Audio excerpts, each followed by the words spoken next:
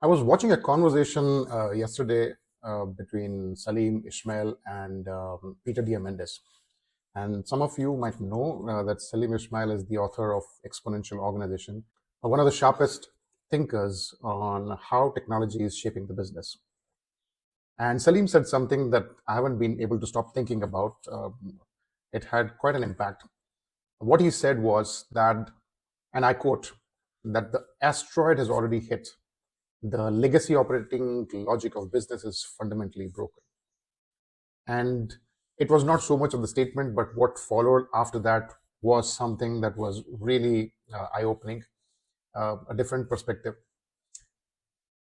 So he wasn't making a prediction. He wasn't talking about something which is going to happen in the next few years. He was talking about right now, today, what is happening, what is the structural shift, the how things are changing in organization structures in the large organizations today. He was talking about that.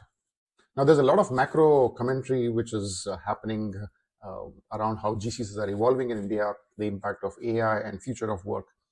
So I wanted to look at it through the lens of leadership development and what is it that organizations are currently doing or they should be doing, and what does that mean for an individual leader and how to kind of manage their career. So those are the two things I'm looking at talking about and unpacking in this segment.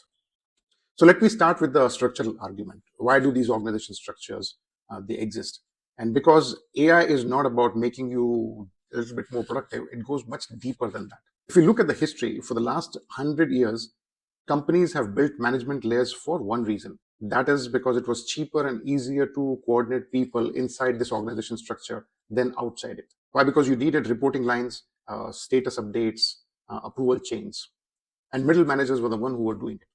So because that was the only way that to move information reliably from the top to the ground level and back again. And what Salim says is that middle management wasn't really leadership.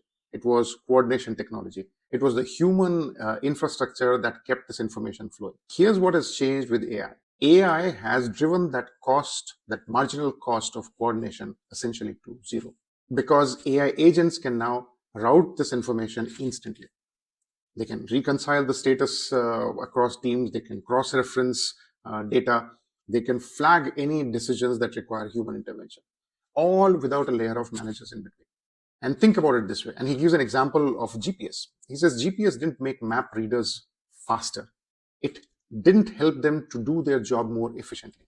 It made the role redundant. It made the role irrelevant. Not because they were not skilled, but because the structural need for that skill disappeared. And that's what is happening right now inside large organizations. And the leaders who understand this early are going to make a very, very different decision than compared to those who don't realize it. So what does that mean at an organization level? Most large organizations, they build their leadership pipeline with the assumption that the middle tier will be the one that will come in and they will grow over a period of time, increasing the scope of their work incrementally and eventually reaching a stage where some of them will rise to take up the strategic roles. But now that feeder logic is broken. If that coordination layer is being automated out, then you cannot develop leaders by putting them through coordination roles and waiting to see who rises. The pipeline no longer has a natural mechanism to identify or surface the capabilities that actually matter at the senior level. Even otherwise, the functional leaders, they were never prepared for what capabilities are required at a strategic level. So I believe organizations now face three real urgent realities right now. Number one, that leadership potential needs to be identified earlier, but on a different criteria. Not who manages the information well, but who exercises judgment well, critical thinking. Now, who can navigate ambiguity, who can shape the stakeholder narrative, and who can hold a strategic point of view under pressure. Number two, presence and strategic communication skills and capabilities. You cannot wait for leaders to reach a certain level of seniority before you start thinking of teaching them or training them on that. It has to be done at a much lower level, because if you're waiting for them to become senior, then you are already late by a few years. And number three, and this I think is the most critical one, and that is what happens to the middle 60%. The bulk of your workforce whose primary role was coordination and administration. Now, you cannot just automate their tasks and hope they will figure out the rest of it. Organizations that don't build deliberate upskilling bridges for this population are going to face a capability gap. In fact, some of them are already facing it. And we are going to call it a talent problem, but the way I see it, it's more of a leadership failure. Now, L&D and OD functions are either going to earn their seat at the table, or they are going to become part of the very problem they were built to solve. Okay, let's make it personal. Let's talk about what does that mean for you. So if you are someone who's sitting in this middle tier, director, AVP, or senior IC, then you are standing at a fork in the road. And honestly, there are three options that you have got. And this is how they look like. Number one, you become an orchestrator. This is the pivot from doing to directing. In an AI native organization, the most valuable person in the room is not the one who's producing the outputs. It's the one who knows what good looks like, who can set the brief, who can evaluate the outputs and catch what AI has missed and hold the system to the right standards. Now, that requires deep domain judgment. But more importantly, it requires the confidence to say that this isn't good enough and then have the credibility to back that up. If you can become that person, then you become more valuable, not less. Now, path number two, move up the judgment stack. There is a set of capabilities. There's a set of capabilities that is always going to sit above one layer above the AI layer.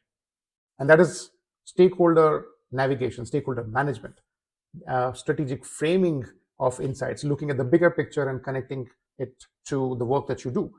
Reading the room at the executive level. How do you navigate the dynamics of relationships? Building influence that doesn't depend upon your title or the access to data. Now, these things, they will never be automated.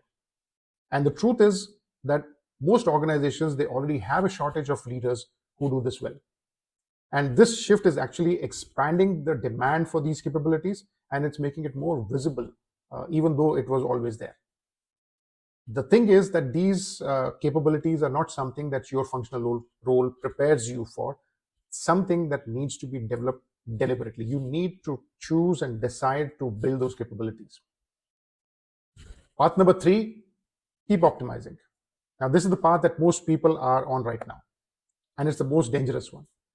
Getting better at coordinating, refining your reporting, managing information flows more efficiently.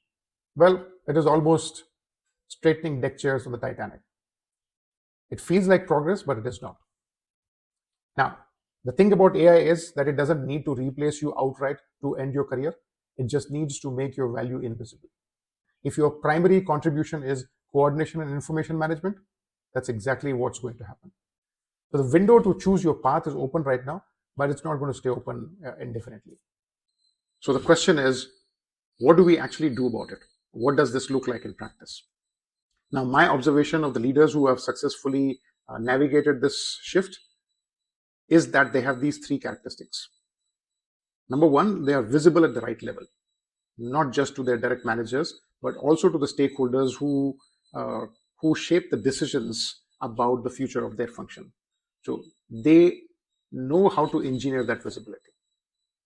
Number two, they are known for their strategic judgment, not just for execution expertise. People don't come to them only when things are broken. They come to them even before that, when they are trying to figure things out.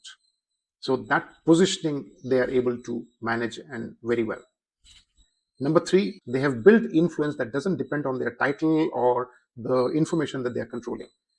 Their credibility comes from the quality of their thinking and the strength of their relationships. And none of that is innate. None of that is something that comes to you naturally or that your functional role prepares you for it. But these are all learnable skills, but requires deliberate investment and requires starting before you feel the pressure, not afterwards. So here's one thing that you can do this week.